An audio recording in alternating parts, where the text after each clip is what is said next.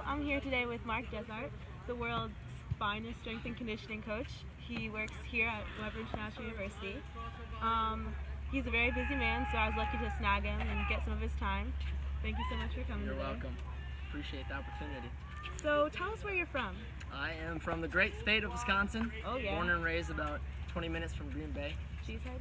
Cheeseheads. All right. Go Pats. Struggling this year. So what's it like there, and how is it different from Lake Wales, Florida? Oh man. We don't have the insane bug infestations that we have here. That's true. The weather is not nearly as hot. Winters are very brutal, but that's the only part of Florida that I really enjoy is the winters.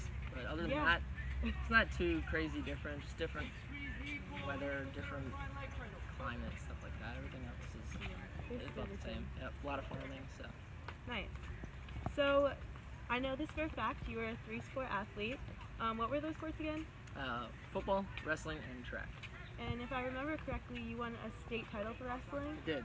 That's awesome. So I was wondering, what do you think it takes to win like state championships? I mean, there's a lot of things that go into play.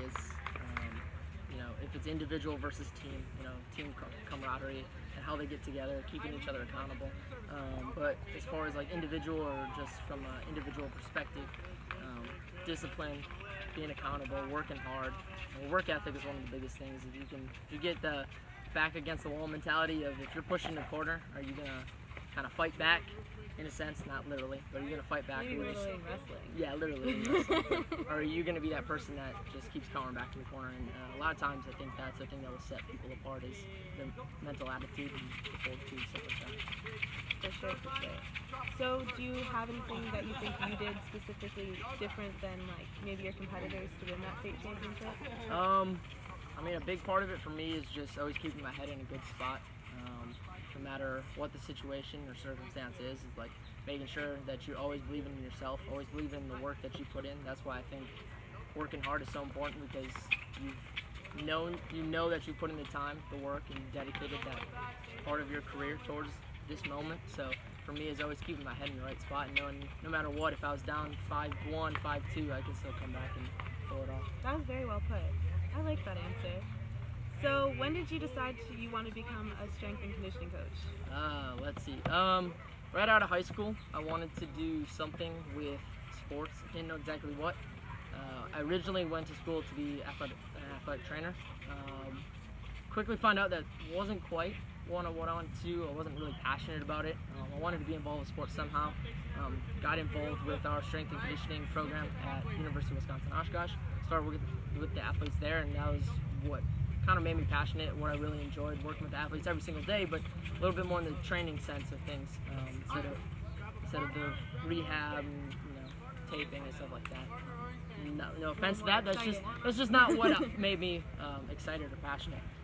So that's kind of how I got into it. Started taking classes, and I guess the rest is history. Got my degree in kinesiology, and working strength and conditioning now. So. Cool.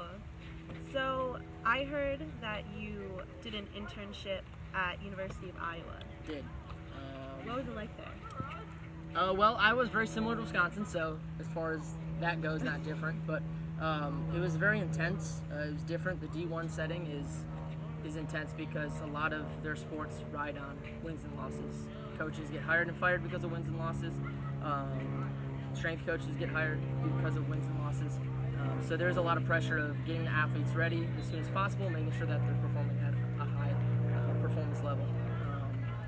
So in that sense, it was very exciting to be an intern, but also knowing that you have a great responsibility of these coaches are trusting you with potentially their jobs.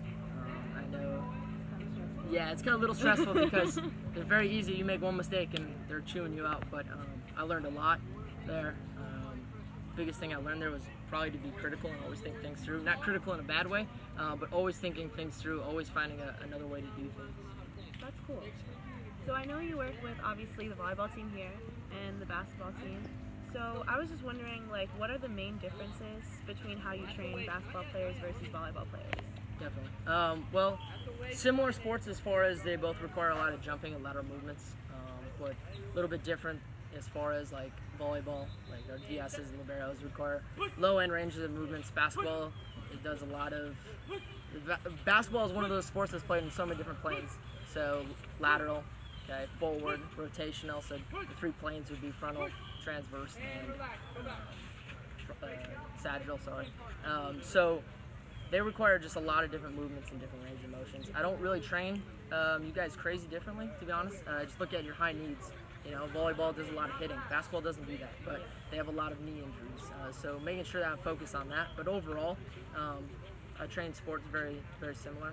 Require triple extension, jumping, running, cutting, twisting, things like that.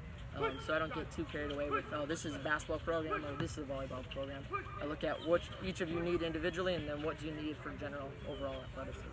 That's fine. So I think this is my last question for the day. You've been doing great so far.